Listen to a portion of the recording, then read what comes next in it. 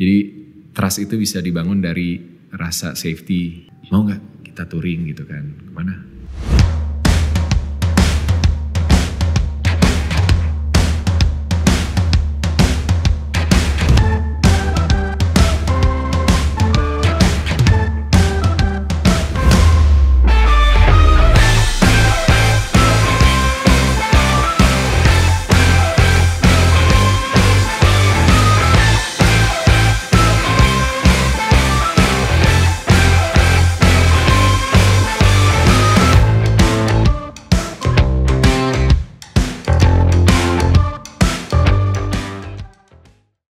Eigerians, ketemu lagi di Eiger Pods. Kali ini kita membawa narasumber yang sangat inspiratif ya. Selain hobinya banyak ya, dan mungkin teman-teman juga udah tahu siapakah dia. Tapi kalau di Eiger Pods ini kita akan menggali hobi-hobi dan kegiatannya yang tidak dipublish di media sosial ya, atau di televisi gitu. Langsung aja kita tepuk tangan yang meriah untuk Kang Darius Sinatria ya, karena di Bandung jadinya Kang ya. Siap. Tapi tadi di pas briefing tuh dibilangnya gini, kalau di motor saya dipanggilnya Oboy. Widih. Kapan lagi kita manggil Darius Sinatria dengan sebutan Oboy ya. Selamat datang Kang Oboy. Terima kasih Teh. Apa kabarnya? Baik, sehat. Sehat ya.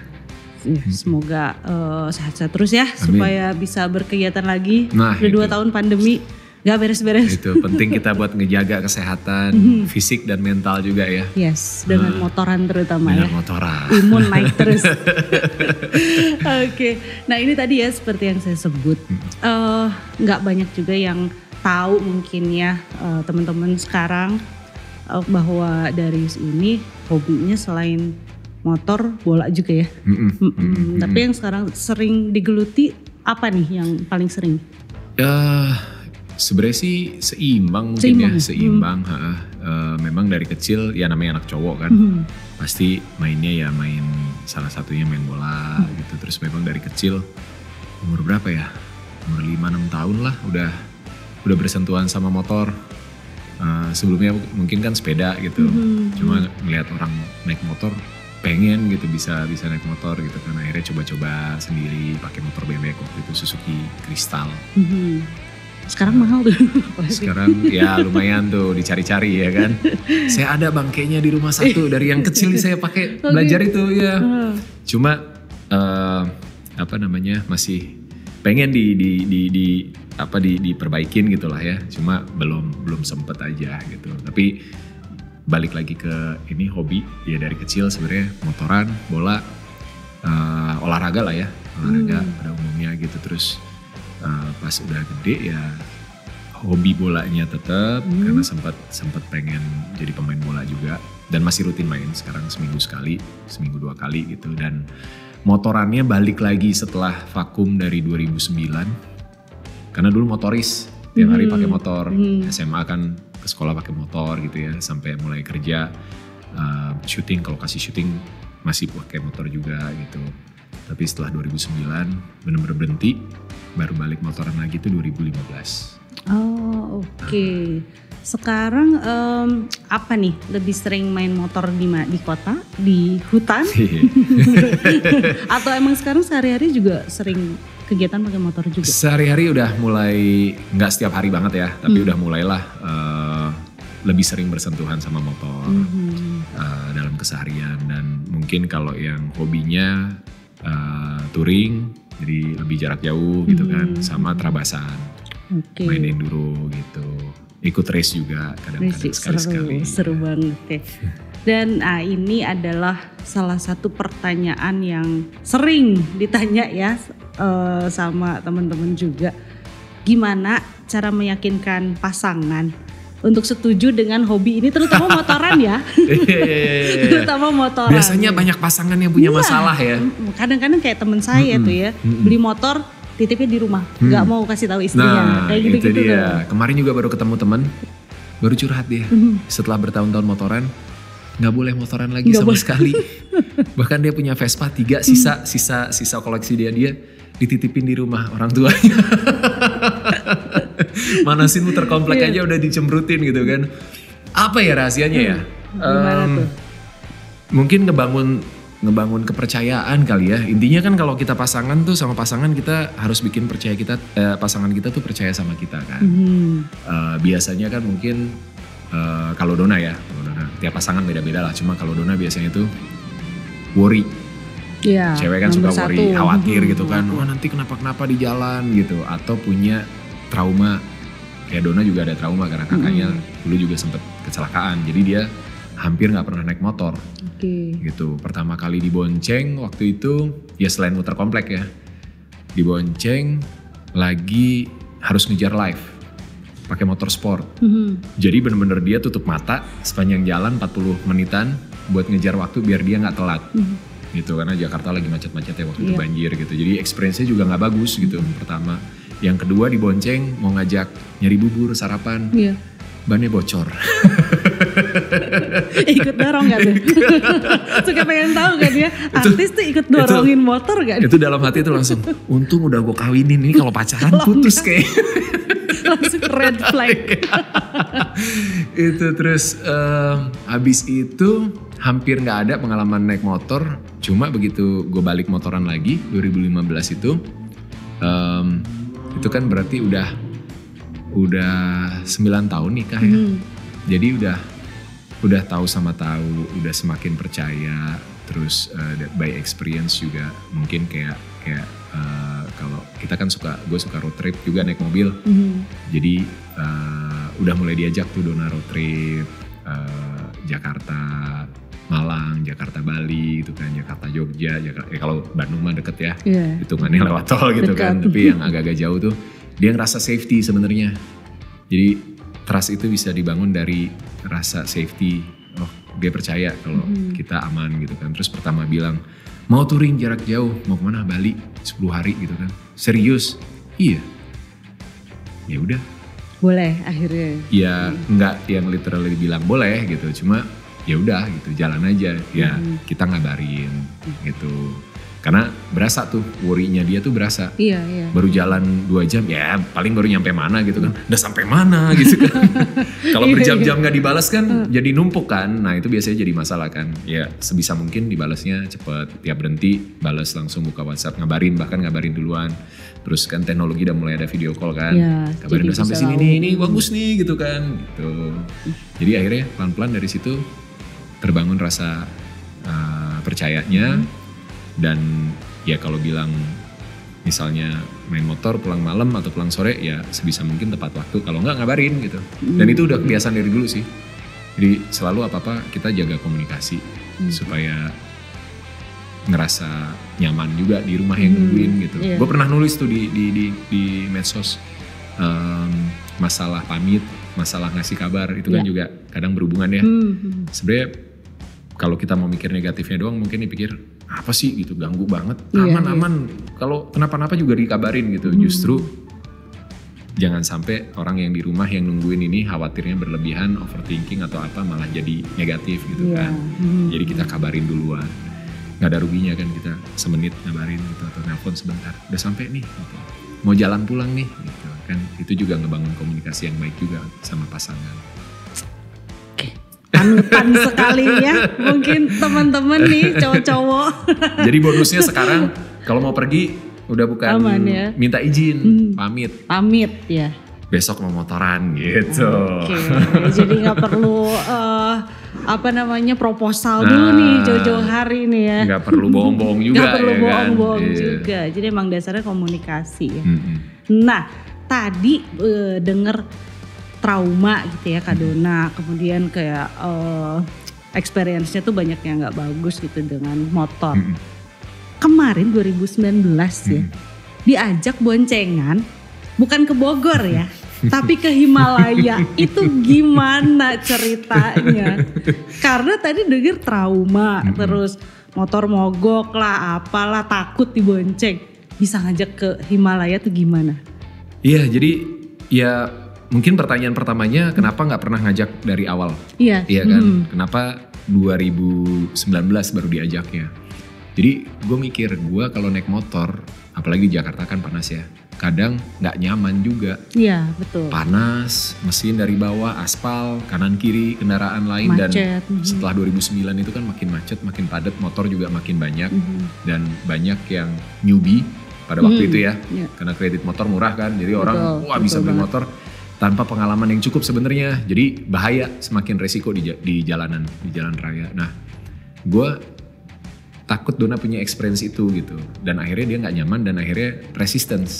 Jadi nggak pernah gue ajak gitu, gue kalau motoran sendiri aja gitu kan. Nah waktu itu akhirnya kita ada dulu pas pacaran di Bali tuh sebenarnya sempat juga tuh pakai motoran gitu kan, pakai Matic gitu kan, dan kan beda experience-nya, seru tuh, tapi ya cuma sekali-sekali doang kan. Pas kebetulan ke Bali lagi gue ajak gitu sama teman-teman di Bali. Kita ke Kintamani, daerahnya dingin gitu kan, pemandangannya bagus, enjoy segala macam. Nah, balik dari sana, mau nggak kita touring gitu kan? Mana? Himalaya. Ayo. Nggak nyangka jawabannya itu langsung ayo gitu. Ya mungkin kalau menurut gue udah nabung nih, mupuk dulu nih dari yang trauma tadi, ya kan? Dikasih experience-nya yang enak gitu kan. Motornya juga dikasihnya yang enak. Jadi dia yang nafsu beli motornya. Mau? Enak. Gak mau. Gue gak mau beli motornya. Aduh jangan nih. Minjem aja. Gitu. Jadi nagih. Iya, jadi tanpa banyak diskusi, tanpa ini dia langsung ayo gitu. Langsung mau. Oh ya udah, karena sebenarnya denger plan ke Himalaya udah lama. Dona udah lama dengernya. Oh memang udah tahu gitu, dan gitu. Ketika diajak ayo gitu. Langsung ayo gitu. Nggak banyak nanya gitu kan. Oke kan, nah Himalaya itu kan jauh ya. Jauh banget gitu, Ben. Kadang-kadang beyond gitu kalau denger Himalaya. Persiapan apa sih waktu itu yang dilakukan untuk pergi ke sana? Karena kan kalau lihat kondisi tempatnya seperti apa, tentunya kayak motornya juga kan harus proper ya. Itu dari kalian gimana tuh? Kebetulan ada leadernya lah ya. Ada leadernya Om Gareng, Om Wisnu Gareng. Waktu itu gue banyak diskusi dan idenya juga tercetus ketika kita lagi motoran gitu kan. Om, seru nih kayaknya kita ke tempat yang agak jauhan touring gitu kan. Mana Om? Ada beberapa opsi pada waktu itu dan akhirnya kita pilih kayaknya Himalaya seru tuh. Kita ke salah satu jalan raya tertinggi di dunia gitu kan. Dan secara jarak juga waktu tempuhnya gak terlalu lama, sekitar 7-8 hari gitu. Jadi kayaknya bisa nih kalau ngajak Dona misalnya. Tapi gue gak langsung ngajak, jadi bikin plannya dulu, gue pelajarin dulu gitu. Nah Om Gareng pernah waktu itu ke sana, jadi udah ada experience juga. Jadi udah tahu. Jadi tahu salah satu kendala utama di sana itu kan ketinggian. Karena rata-rata jalannya kan di atas 3.000 meter di atas permukaan laut. Nah biasanya kan kena high altitude sickness. Kalau itu kan sebenarnya penyesuaian aja kan, supaya sel-sel darah merah kita menyesuaikan dengan ketinggian, dengan kadar oksigen yang ada gitu. Jadi ngakal ini adalah kita startnya dari bawah, jadi naiknya pelan-pelan. Jadi nggak langsung start dari atas gitu. Makanya kita plannya adalah dari Chandigarh, itu 300 meter di atas permukaan laut. Kalau dari sisi motor yang kita pakai, memang kita dapat support dari Royal Enfield, dan waktu itu ya pasti dikasih motor yang terbaik gitu kan. Disiapin tim mekanik juga yang nemenin kita di perjalanan gitu. Jadi aspek-aspek lain kayak jarak tempuh, ngatur titik hari pertama berapa kilo, sampai kemana tujuannya, itu udah dari Om Gareng semua. Gue tinggal ngikut aja sebetulnya dan diskusi, karena kita sambil bikin konten juga. Jadi ada pertimbangan bahwa jarak tempuh, waktu tempuh kita akan sedikit lebih lama, karena mungkin kita harus berhenti ngambil gambar di spot-spot tertentu. Mungkin gue harus putar balik dulu 1 kilo untuk ngambil lagi momen yang kelewat, kayak gitu-gitu sih. Jadi emang kayak perjalanannya emang santai dan dibikin fun banget. Dibikin fun, dinikmatin, dan itu kan salah satu inti dari perjalanan ya. Gue punya prinsip bahwa setiap perjalanan itu harus dipersiapkan semaksimal mungkin. Kita harus pelajari dan prepare, ya kan. Worst skenario-nya seperti apa, supaya experience kita ketika kita berpetualang itu maksimal. Karena kalau misalnya contoh kita nggak prepare motor, motor trouble, ya itu jadi experience memang trouble gitu kan, berjam-jam, mungkin ada orang yang nolong atau apa, kita harus struggle dengan apa yang pengen harus dibenerin misalnya gitu ya. Tapi kan experience perjalanan dari satu titik ke titik berikutnya jadi berkurang gitu kan. Mungkin kita udah atur waktu nih, kita cuma bisa 8 hari. Kalau hilang sehari gimana nih buat nembus? Iya. Jadi ada banyak hal yang baru muncul, seru juga gitu. Mungkin di perjalanan tertentu bisa kita kayak gitu, tapi kalau kita udah plotting dan ada kewajiban juga harus bikin konten segala macam ya, jadi akhirnya seproper mungkin supaya experience kita explore itu bisa maksimal. Gue berpikir seperti itu sih pada waktu itu. Oke, nah sebagai yang saya pernah merasakan di bonceng jarak jauh juga gitu ya. Kan memang lebih susah tuh jadi boncenger sebetulnya. Karena kan kita harus menyesuaikan posisi si pengendara di depan. Dan bosen. Gitu. Betul, ngantuk gitu. Kejadian gak nih Kak Dona ngantuk di perjalanan? Ada. Terus dengan beban kan membawa satu manusia, satu penumpang, beban barang-barang di ketinggian sekian. Apa nih pengalaman atau sensasi apa yang dirasakan? Dona adalah boncengers yang sangat support ya, dan gak nyusahin. Jadi bener-bener awal mungkin butuh penyesuaian lah ya, di beberapa titik gitu, misalnya kayak cornering dia harus ngapain gitu kan. Terus kalau dia mau benerin posisi duduk misalnya gitu, janjian ya, gue kasih tahu pelan-pelan gitu. Ketika ada kejadian, kalau sempat untuk ngomong langsung, kalau enggak ya pas berhenti diobrolin gitu kan. Bibi, kalau nanti pas belok ngikut aja gitu, jangan ngelawan gitu kan. Terus kalau mau benerin duduk, kasih tahu dulu, kasih kode, jangan kita lagi nikung lagi nikung langsung motornya goyang gitu. Kayak gitu-gitu. Jadi sebenarnya ya by experience berdua gitu kan. Tapi cukup cepat untuk beradaptasi, nggak susah dan nggak ada kejadian yang aneh-aneh banget dengan gimana kita beradaptasi sebagai rider dan boncengersnya gitu kan. Yang satu hal yang lumayan ini adalah kita akan pakai full gear ya, pakai jaket Eiger Riding yang Equator Ride kan, itu kan tebel dan memang buat cuaca dingin di sana pas banget gitu ya, jadi nahan banget angin dan kita jadi nggak berasa kedinginan. Tapi dengan berat itu dan dengan helm yang juga cukup berat, helm adventure yang cukup berat, beban yang kita tahan sepanjang perjalanan sehari kan biasanya 4-8 jam kita riding. Itu lumayan gitu yang harus kita tahan di badan gitu. Karena ada satu momen dimana Dona itu gak enak kalau megang ke depan, karena menurut dia itu ngeberatin gue gitu kan. Jadi dia lebih sering pegangan di belakang sama megang pundak. Nah kebayang kan kalau susah ya kita susah sih enggak gitu, berat kan, ya, nambah tangan 2 gitu terus sama bobot dia gitu kan. Terus gue kasih tau, Bibi megangnya jangan di pundak, kalau mau megang pinggang aja. Enggak, kasihan kamu nanti nggak leluasa gitu kan. Nggak apa-apa, dia masih nggak mau. Ternyata yang dilakukan adalah nggak megang pundak, dia megangin jaket gue. Oke. Begini nih, nggak berasa tapi berjam-jam. Kok hari kedua ketiga leher gue makin kencang sampai hari kelima. Terus satu kejadian gue lagi gue nengok gini kan, ya tangannya dia di situ. Ternyata dia megangin gini. Kamu dari kemarin megang, iya habis kan. Pantes kenceng. Jangan kenceng banget ini leher. Terus sebulan kebas Bu. Wah. Sebulan di sini nih. Tapi sebagai orang Indonesia nggak mungkin nggak bawa koyo kan? Nggak bawa.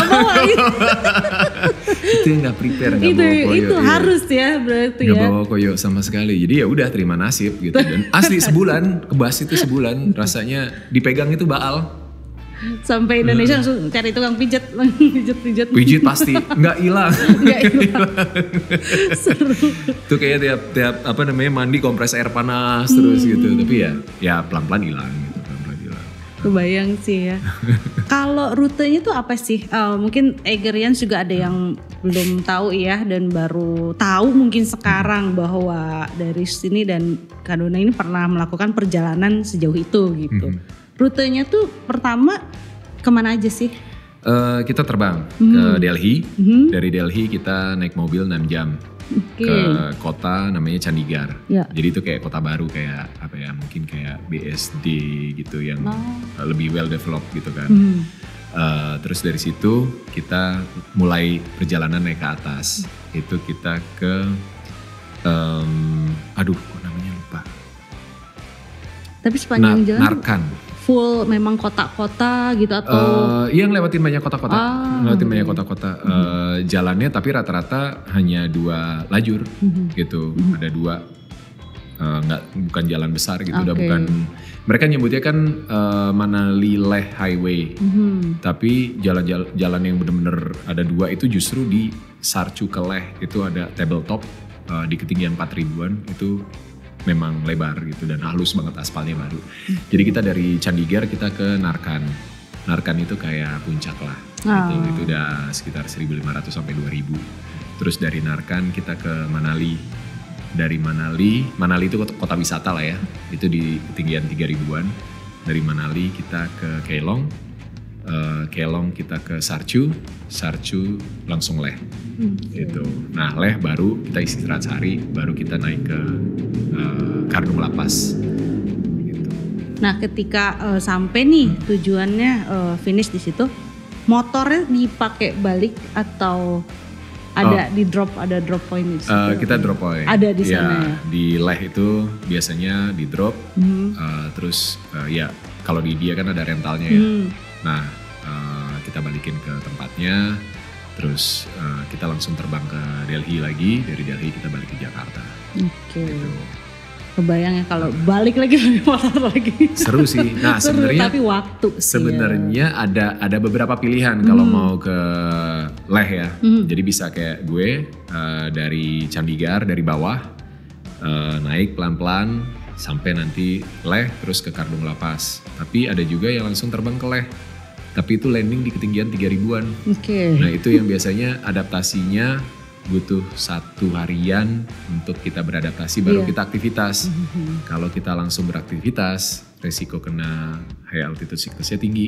Dan kalau udah kena kan berarti harus turun. Turun, jauh ya. Rest sekitar 3-4 hari, terus balik lagi. Waktu udah kebuang kan. Gitu. Dan biasanya ya udah tripnya akhirnya dia bisa dibilang gagal gitu kan. Nah, sebenarnya kalau dari Leh itu dia kayak anchor. Dia bisa ke Sokar, dia bisa ke tempat-tempat lain lagi gitu. Dan dapat info kalau di India itu udah buka lagi yang lebih tinggi, kalau nggak salah 6.000-an deh. Nah, tadinya mau melanjutin perjalanannya gitu, naik lagi sampai ke 6.000-an, cuma belum kesempatan. Pandemi ya. Nah, selama perjalanan itu ada kendala nggak sih? Apa mungkin?